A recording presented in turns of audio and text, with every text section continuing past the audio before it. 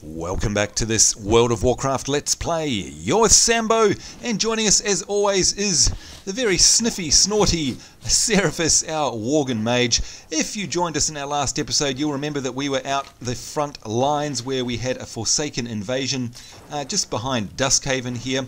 And in the last episode we got a couple of quests where we're being charged with actually going right down to the battlefront, down to the sea there, where we have to kill a couple of captains on the ships. You may remember that. We also have to save one of the children still, and we also have to slay, what have we got left? 7 out of 8 Forsaken combatants. So we've got lots of exciting things to do today, lots of combat, and you might remember as well, if we have a look at these captain's quests here, use the Forsaken catapults to board the Forsaken ships and slay Captain Morris and Captain Anson. And of course that means that we actually get to use where is it? Take out the machinists manning the catapults. After this, use the catapults to launch yourself aboard the Forsaken ships. And that's going to be lots and lots of fun. Get right down into the action and, of course, getting onto the ships that led the invasion on Duskhaven. Another cool thing is we get our flying Worgen robes, which is a really cool reward there. As you can see in the tooltip, it gives us plus 11 armor, so we really want that. So lots of exciting things to do. You may also remember that we touched on some crafting, and what we've got in our bags after we did a little bit of mining in the last episode is some copper ore and some rough stone. So what we want to do, of course, is head over to a forge and see if we can craft those. Hello, Duskhaven, good to see you.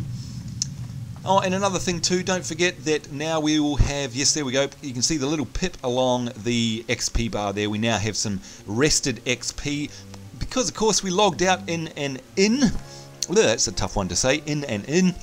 And now we have, there we go, 200% of normal experience gained from monsters. So every monster we hit until that pip, until the XP builds up, which is about 3 bars worth, we will get double the XP just because we're rested. So very cool. Oh, critter. Now we want to kill the critters, of course. In case you've forgotten, hit Y and you'll bring up your achievements. And down here in the achievement list we have, where is it, pest control. There we go, a spider. We've added the spider to that. We've got to get a lava, a fjord rat, gold beetle, maggot. It's all sorts of fun trying to find them, making sure that we get the pest control achievement. So whenever you see a critter like that, make sure you kill it. And whenever you see a friendly critter, make sure you do /love, because that gives you another quest here. Rather, not a quest, an achievement to all the squirrels who cared for me, and to all the squirrels who shared my life, and to all the squirrels I've loved before. Of course, that's a play on the Willie Nelson song. You can look that up. So whenever you see a cat or a chicken or a deer or a ewe or a cow or a rabbit or any of those types of things, sheep. Oh, in fact, there were some sheep out in the farmyards that we were out at before when we were looking for the kids. We need to remember to do that.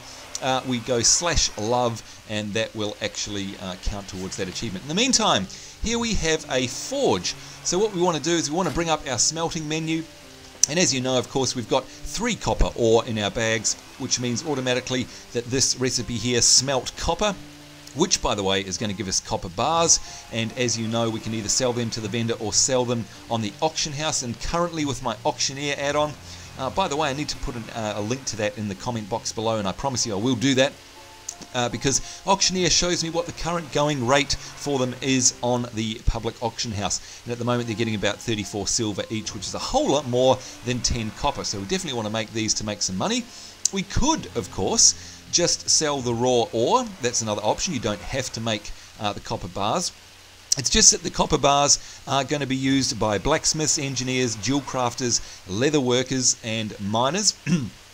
So of course they're always going to be on the lookout for those if they can't make them themselves. But of course there are other miners in the game, and they just may want the raw materials because they can't be bothered going out and gathering them from the nodes out in the world. So you can of course sell these copper ore, and in fact, yeah, look at that, times 3, looks like they're getting about 98, we'd get 98, almost 1 gold just for those 3. Actually, that's very interesting.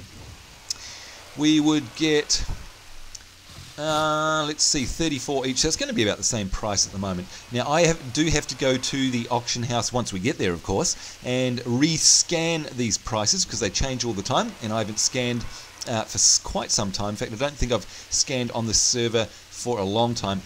So those prices may change, but I'll show you how to do that obviously once we get to a major city. In the meantime, let's do ourselves some smelting. So once again, I can either click create to create 1 or 2 or 3, however many I select, or I can just hit create all. Let's just make one. There we go, smelt copper, and I now have a copper bar in my bags. So I'm going to put that up the top there. For the meantime, I'm probably going to go put them in my bank along with the rough stone, rather than carrying them around in our bags and wasting space. If we pop them in the bank, we can just keep them there for a rainy day. And of course, once we do get to a major city, there will be a bank there along with the auction house, so we can always take them out of the bank there. So let's create all. Create the last turn. You can see down here your skill in mining has increased to 3, 4 and now 5. So the skill will go up, and of course that is because this recipe, even though it's showing as white there, that's because I've got it selected. Excuse me, frog in my throat today. That is actually an orangey colour under there, so we're guaranteed to get a skill up every time we create a copper bar. Right, you may also come across vendors like this around the world. There's all sorts of different ones. This one happens to be a weapons vendor. And if anything, they're just good for selling junk too, although sometimes they do have items that may be an upgrade to what you've got, but they're always white. They're generally never anything too flash. But you can see here, this is a walking stick. And we can see it's got a different model there. If we zoom in, you can see it's like a bit of a straight staff compared to, if I hit reset, our current one. If I did buy it, it would actually give us plus 3.3 damage per second for melee. Now, of course, we're not meleeing very much. We're only using spells. There are no stats on it. I'd only get a different staff if it had stats, so I'm not going to really bother. We're honestly not, well, we're not supposed to be hitting people because we're a squishy mage. Alright, so there we go. The other exciting thing, of course, that happened in the last episode was that we got ourselves a new skill. And that's this, the Frostbolt. We could also have a look at it in our abilities. And as you know, we've got fire, we've got the fire blast and the fireball. The fire blast being the long cast. I'm sorry, the fireball being the long cast, and the fire blast being the instant that we can move while casting. Very handy. We also have in the arcane tree here, or the arcane spell set, we have arcane missiles that we've already got, and now we've got in our first of the frost tree, we have the Frostbolt. And once again, just to remind you, that actually causes frost damage at long range. It's like casting a fireball, but it's a frostball. It's got a 35-yard range. It does have a 1.66 second cast, but the great thing about it is that it actually slows down the mob that we're using it on. So it actually, I'm not sure, I think it gives a 50%, minus 50% debuff to their running speed. So of course we open with that. It's going to be an opener, and that's why I've put it first here next to the wand in my hotbar. So we're going to open with the Frostbolt, slow them down while they're taking their sweet time running to us, and of course we want to avoid being hit at all costs, being a squishy mage. While they're running to us slowly, we can have lots of time to cast the fireball. Then when they get close, we can either blast them with the fire blast, which is an instant no cast, or set off a volley of arcane missiles. So lots and lots of options now for us. Combat gets really interesting really fast in World of Warcraft, and of course if you've been following the series up till now, you'll think, oh gosh, it's a bit slow, Sambo, come on, what's going on? It's only because we've been taking the time out to explain everything in detail. Alright, now, another thing you'll notice, on the mini-map you can see that there's a little arrow, a yellow arrow there, and if you hover over it, it actually gives you the name of the quest that that's relating to. What you can do is you can actually change which quest that is pointing to, because right now that's pointing way off down the bottom. You can see here, actually let's make this bigger, the big bright number 2 down there, that's the one that's highlighted, that's the one it's pointed at. What I really want to do is go to this one here, which is Save the Children. We need to rescue one more, Ashley. I want to select that one. Now I can do that a number of ways. I can either select it here on the map, or I can select it in this list, or if we go back out to the main screen here, you can actually click on it here. Okay, so you can click on these buttons, which will also update on the map. But if we don't have any map open, watch what happens if you can see it, hopefully in the video, on the mini-map here. 2 by sea, that's the one where we have to go and catapult ourselves onto the ships. That's pointing down over that way. If I click on Save the Children, there you go, not only does the map open, but you can see that this yellow pip on our mini-map has actually changed, so we need to head over in that direction. So whatever one you've got selected, by clicking on its little button next to it in the tracker there, that is the one that the mini-map tracker will track on your actual mini-map, so it's very handy.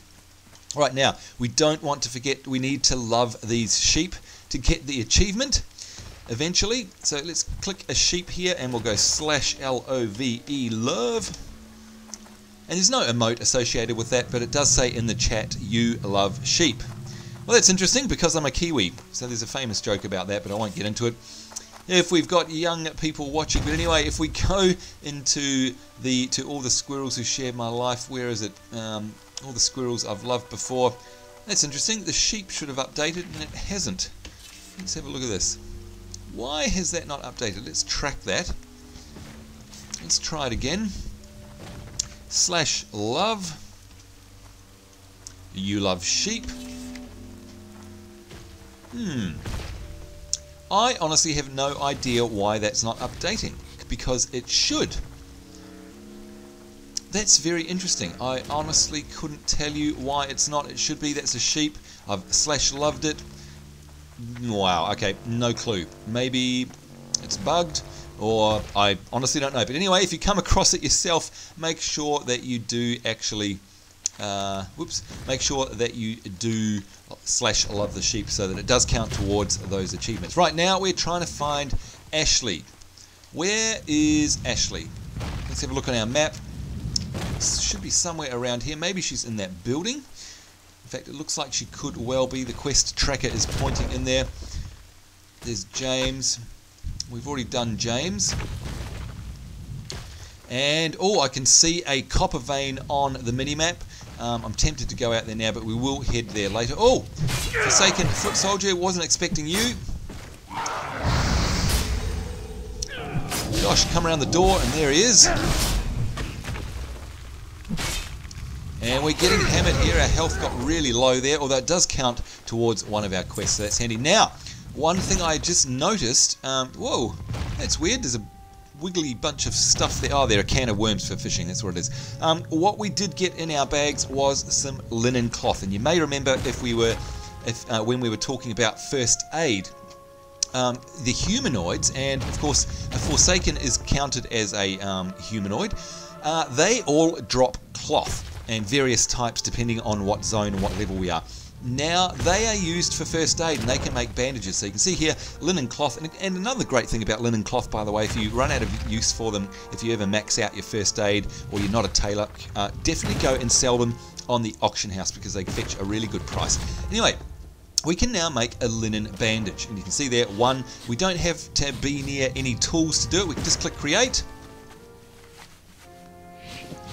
And there we go, we've now got a linen bandage. Now, just like anything else, in order to use it very easily without having to go into our bags, we can drag it down here to our hotbar, and I'll show you that later on once we get a bit hurt. What that does is allow us to heal a lot faster than eating or drinking, and we don't have to sit down for it. So, like I said in one of the previous episodes, make sure you take first aid, for goodness sake. There's no reason not to. Very handy, especially at the later levels. Alright, here's Ashley. Go join the others inside the basement next door. Hurry up. And now, of course, that quest is saying to return to Melinda Hammond in the storm cellar. And you can actually see, well, you won't be able to see it, but on my mini-map is a question mark. It's slightly greyed out, which means it's probably above or below us. And, of course, we do know that in this case it's below us in the basement. There we go, the good old familiar-looking yellow question mark saying, hand me in. Or get going. And once again, we've got some items here that aren't quite itemized for a squishy mage. They're leather or mail, and you can see one sells for 18 copper, or the other to 10 for 10 to a vendor, and we're going to get 550 XP. So let's pick the more expensive vendor sell one. Farewell. And we should now have that in our bags. There we are. We can't use them, but we can, of course, sell them. All right. Let's head out and kill us some more Forsaken.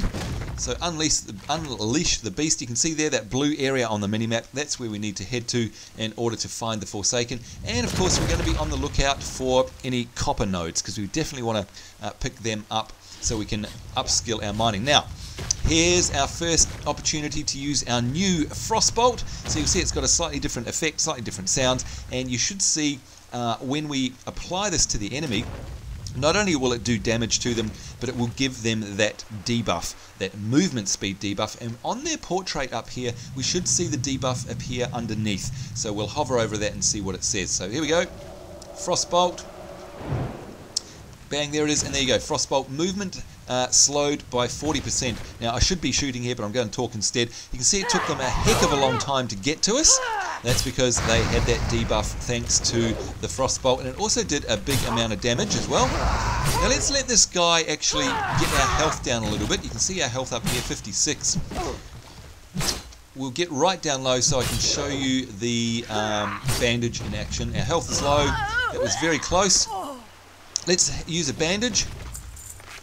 And there you go, very cute effect, and you can see our health. There we go, we're at max health already, and over those few seconds we've actually given ourselves full health back. We've got no more linen bandages now. Hopefully we'll drop some more, or either we'll pick, oh look, we did pick up some from that mob that just dropped. So we'll create all again. And there you go, you can see one appear on the hotbar now that we've got one back. So that's how you basically use bandages, very handy. At this early level though, it's not so critical because of course we regen our health so very fast, we really don't need to do it. But you, like I said, you're best to actually start skilling it up now, because as you can see you've got to get from 0 or 1 to 75 to get up to the next tier, and so on and so on. And skills in this game go all the way up to 500 last time I checked. Just while we're by the water here, another big change that came about in the patches just before Cataclysm was released was that they updated the recently bandaged faded. Actually, I'll show you that next time we do a bandage. You actually get a debuff that you can't bandage yourself over and over again. I'll show you that later when we re-bandage ourselves. Anyway, the water effects in the game have changed to be more realistic. Sometimes I actually prefer the old style, but actually this one is very cool as well. And you can see there that it's got real-time rippling on the surface. In the old days it just used to be an animated texture, it wasn't anything flash, it wasn't volumetric or anything like that. Now it actually is volumetric, and you can see that it interacts in terms of physics. The raindrops are dropping on the surface there and putting out little, little radar blips, if you like, as they ripple out. You can, if you want, go into the options. I'm not going to do it. If you want to see what the old water looked like, there's a liquid detail button here. I've got mine set to ultra. You can set it to low and it'll go back to what it used to look like if you like the old school look. But there's a number of things that have changed. For example, when we jump in, watch what happens. Whoops. There you go. Well, why aren't you staying on the surface? I want you to stay on the surface. Maybe we have to swim up the top. There we go. Alright, you can see there as I move about, I create little ripples in the water, and so it's real-time water effects. Very, very cool. Makes a huge difference to the game. And of course now you can see right down into the water as well. There you go, you can see the ripples as I get in and out of the water. And underwater the actual visuals have changed as well. Now it bears mentioning in WoW that unlike a lot of games, obviously you can swim underwater, and in fact underwater becomes a big part of the game in many zones, and it's so cool. You really do feel like you're swimming around. Let's turn her around. Can we see ourselves swimming? Here you go, swimming backwards, swimming forwards. Now each race actually has a different swimming animation too, by the way. For example, night elves have a very distinctive swim style. It's really cool. But yes, unlike a lot of games that don't actually allow you to get into the water, and in fact that's quite cheap and nasty, because wherever there's water they don't bother rendering anything underneath, because they think, well, that's going to be a big time saver because nobody is actually going to see anything under there, and you can't swim in it sometimes. You definitely can't dive in it. In WoW, it's a big part of it. A lot of quests send you underwater, and in fact later on in the game there's a completely underwater zone. And it's really cool because it adds to the depth and the flavour of the world. Sometimes you can go so deep and you really feel like you're sort of deep diving and out, getting like away from the sunlight. It's very cool. But what you'll notice has come up is a breath timer here, and that's part of my quartz cast bar timer. And you can see here that we've got a counter which counts down. In fact, let's go back up the top and gain our breath, and we'll see how long we have, because this has changed a lot. So it looks like now it's now, by the way, I don't know why I keep going underwater, because I should be able to just stay on the top like that. It might be because it's Worgen, I'm not sure. Definitely with other races you just swim around the surface. And I do love that water effect, it's very cool. But when we go underwater, you'll see here goes the breath timer, so it's 3 minutes. Now, boy has that changed. Back in the vanilla WoW days, back when it was released, I'm pretty sure it used to be like a minute or a minute and a half. So it used to be quite tense if you were going underwater because you'd run out of breath. And of course, if you do run out of breath underwater, you will die. And some quests that they have you doing cut it really close. You can, of course, get various items and foods that will give you underwater breathing buff if you play a Forsaken on the Horde side, and of course that's these guys here. You actually have a racial which gives you a much longer time underwater breathing, because of course you're basically an undead person, you don't need to breathe air. And there are lots of items and equipment that can actually give you unlimited underwater breathing. It's very cool. Now over here I noticed that we've got, what's this, here we go, discovered Dunkmist Shore. So let's have a look at our map. So we've got lots opening up. You can see the way the map works, by the way, it's always all browned out until you actually get somewhere, and then it exposes that area of the map. That's how it works. So we've now exposed this shore area here. But I can see over in the distance there that we have a named mob, and she's level 7, she's elite, and she's called Dark Ranger Thyala. And she's on an undead mount. That's very similar to the mount type you'll get as an undead player. I'd say that that's for a quest later. I'm not going to attack those guys because she's going to probably kick my butt, to be completely honest. So we'll avoid her for now. Alright, let's make use of our fireball, rather our Frostbolt now. Here we go. So hopefully by the time this guy reaches us, he'll be dead. There we go. And that's basically how you're supposed to play as a mage. You've got to either root or snare them, get them debuffed so they take ages to come here, and basically kill them while they're slowed, and kill them before they have a chance to actually attack you, because you do not want to get hit as a mage. In that case, that particular combination of spells meant they didn't die before they got to us. Now here's the catapults that we're going to have to use, and sitting in there is a machinist, and you might remember from the quest we have to take out the machinist sitting on the end there. It's very funny. I love the art style in WoW. There he is. Oh, and that guy's seen us. Whoops, we got a bit close.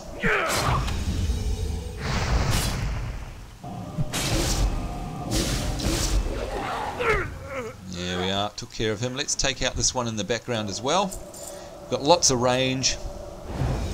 Use our arcane missiles. Finish off with a fire blast. Oop, didn't die. There we go. 7 of 8. And we can see, let's watch this person use the catapult. There we go. Let's kill them off. Alright, now of course we've got the familiar use icon if we hover over this, and of course in the quest you can see here that we have to take out the machinists and then use the catapult to launch yourself aboard the Forsaken ship. So let's get on board. So we've got vehicles happening already, and you can see that it's so cool, we can actually drive this thing around, and there we are sitting on it, full mechanical. Oh, we want to stay away from her. Must return to the Dunkmist Shore, so you can't drive just absolutely anywhere. But you can see it's a fully usable vehicle, and we've got a little action button on it here, launch. And what we need to do, you can see there's a target there. We can just launch ourselves anywhere. Now obviously what we really want to do is launch ourselves onto those ships. So I wonder if we've got the range for it. It looks like it there. I'm going to try and hit the ship in the background, get that target on it. You may or may not be able to see that on the YouTube video. Let's launch ourselves. And fingers crossed, hope we've aimed up right. Here we go. Whee! Whoa! And good shot, Sambo. Look at that. We've landed ourselves right on the deck of the ship. Very happy about that. And now we have to find the captains. So we've got some Forsaken sailors. Let's knock out the mobs here. And of course we slowed them down. And for some reason our arcane missiles aren't proccing. Not sure why they don't proc every single time. Never mind. Now I'm not sure where the captain is on this ship. If you've played WoW before, you'll be familiar with the ship model. You'll know your way around because it's pretty much the same all over the place. They just got a different texture set on them. Just wait for the cooldown of the fire blast and use that to finish them off. Now again, here's a good opportunity for us to use a bandage because we've taken a bit of damage. There we go, the animation. Now I'll show you this debuff. Here we go, we're all healed up. Up here is this debuff, recently bandaged, cannot be bandaged again for about a minute all up, I think it was. In the meantime, we've got ourselves, I think, some more linen cloth, so let's make the other two of these bandages. 1 and 2, and let's go hunting for the captain. So he may be downstairs here in the other deck. Oop, hello.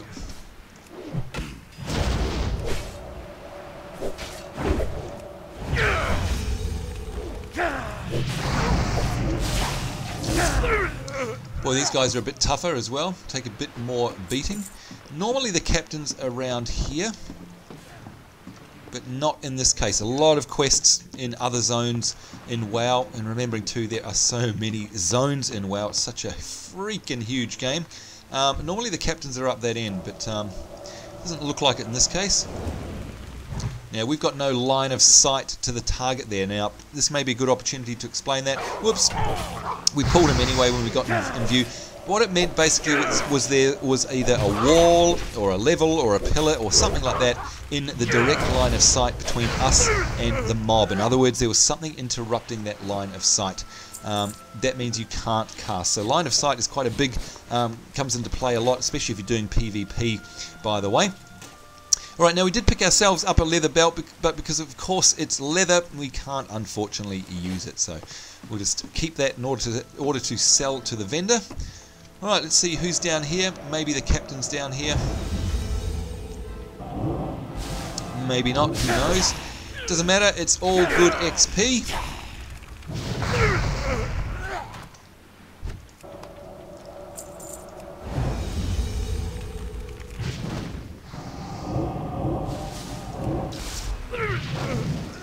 So we're getting our rotation nailed down now, and of course the rotation means means the order of the spells that you are casting. And you know what, everybody has a different rotation. There are some set standard ones that people generally recognize as being good. Let's fire blast that rat. Goodbye.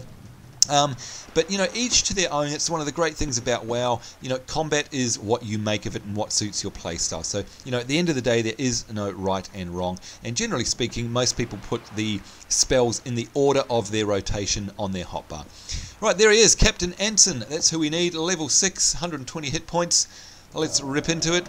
Do a Frostbolt. Slow him down. Give us a chance to cast the Fireball.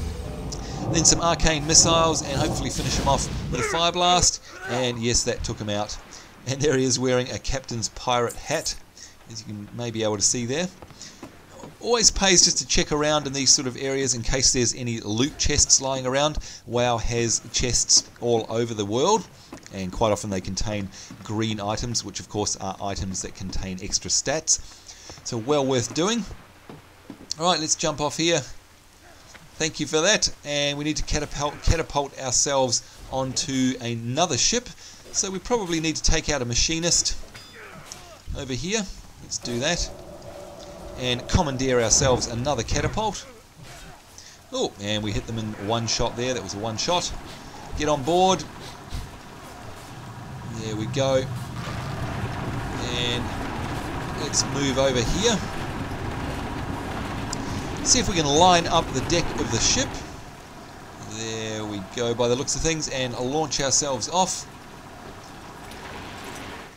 And another fine shot, if I may say so myself. Now presumably the captain is in the same area of this ship as he was in the other one.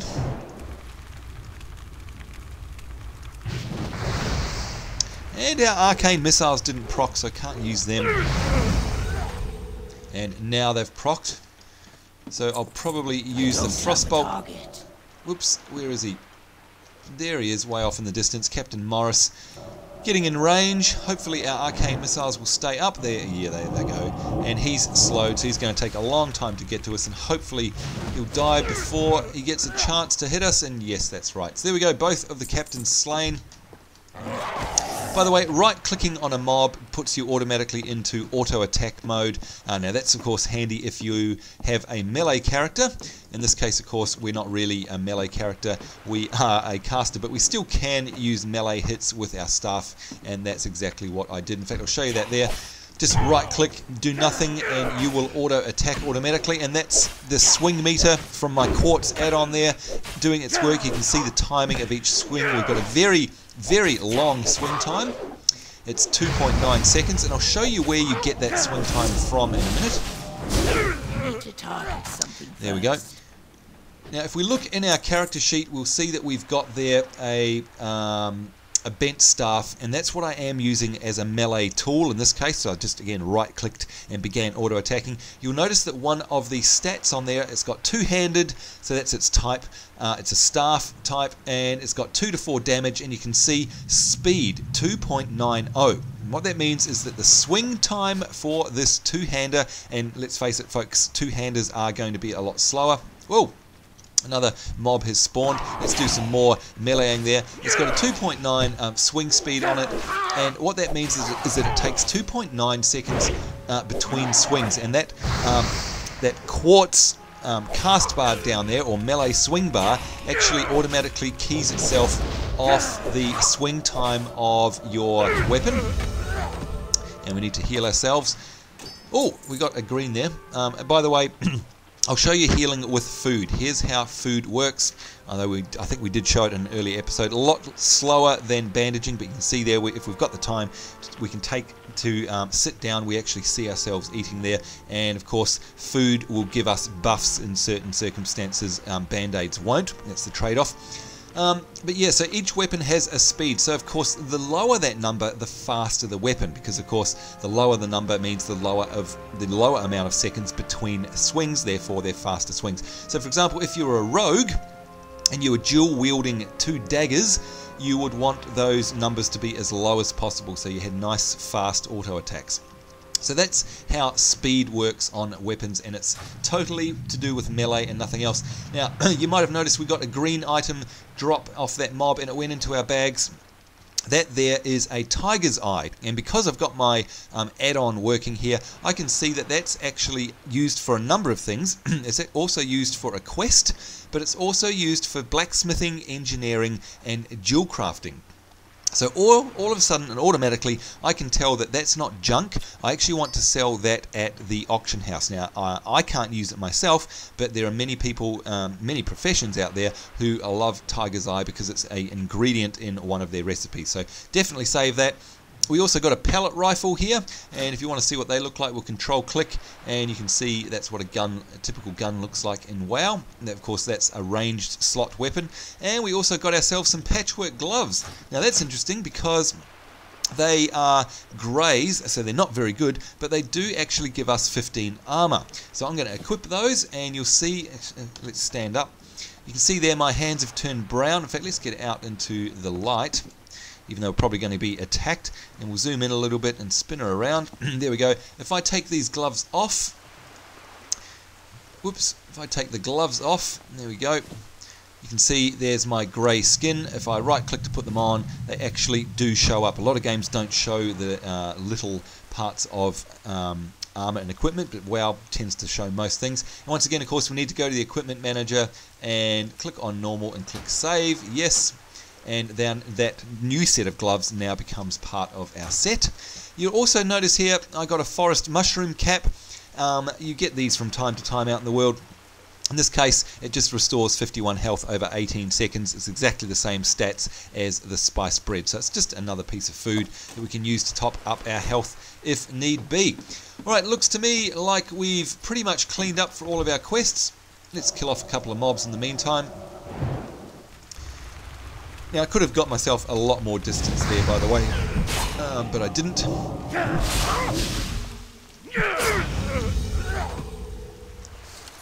And a loose chain belt, we're not going to be able to use that either. But you can start to sort of get an idea of the size of the world. I mean, this is a very enclosed zone, but it's still relatively large.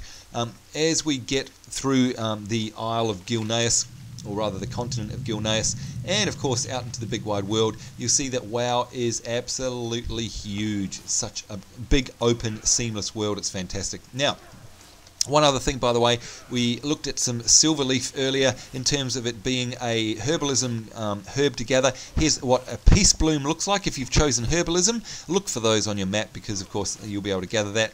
And speaking of things that I can pick up on the map, I see a copper vein up ahead here. Looks like it's going to be near this mob, so we'll get rid of him. And then we'll go do some mining because we want as much ore as possible.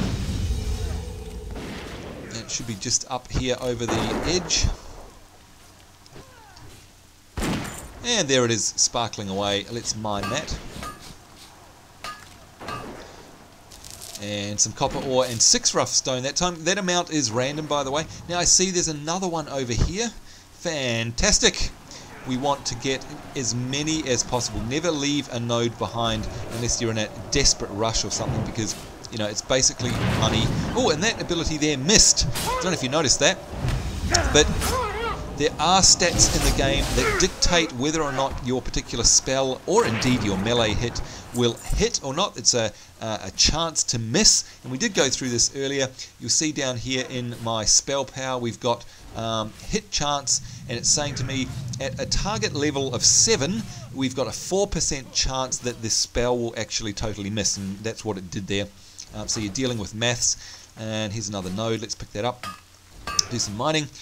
You will get equipment and items later on in the game, and especially crafted ones, of course.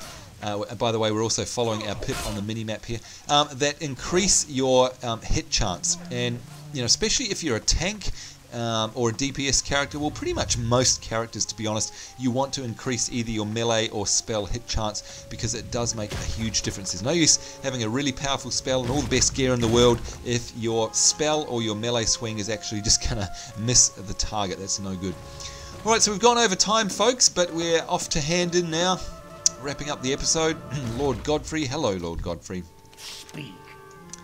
Unleash the beast, and we get ourselves, oh, we get, yeah, look at that, some new leggings, and they're going to give us plus 10 armor to what we already have, so we'll definitely take them. Thank you very much.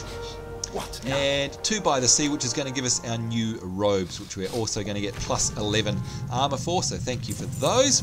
And you can see we're leveling very fast. We're actually only 3 bars away. We're out of arrested XP now because it's purple, but we're only 3 bars away from level 8. So once again, you can see leveling has become very quick in WoW because they want you to mow through the game. You've got 85 levels to get through. Let's pick up this next quest, Leader of the Pack. Excellent work so far, Seraphis. Our scouts have identified the leader of the Forsaken Ground Assault. One of Sylvanus' hand-picked Dark Rangers is overseeing the battlefront from the Walden House near the store. Now, that was the ranger we saw earlier in this episode on the horse, I'm betting. I'll have my men let loose our attack mastiffs to take her down. Be careful, you don't want to engage her on your own. So you can see that I was right not to attack her because she's very powerful, but this quest is going to give us a whistle that will help us slay Dark Ranger Thalia. And we're going to get, unfortunately, items that we can't use again. But another point of interest here is that he says that she is one of Sylvanus' hand-picked Dark Rangers. Now, Sylvanus is a character, a racial leader. She's actually the leader of the Forsaken, which is this attacking force of ours, which is also, of course, a playable faction if you roll on the Horde side. Sylvanus is the racial leader. She lives in Undercity, which is the major zone, the major racial quest, or rather racial and quest city hub for the Forsaken. She is one very cool character, by the way. Definitely an interesting read. and if you have played Warcraft 3 or any of those sort of games, you'll know all about Sylvanas and the history, or Sylvanas rather, all about her and her history with Arthas Menethil and the Lich King and all those sort of things. Really interesting. I'll put a link to her wiki WoW entry.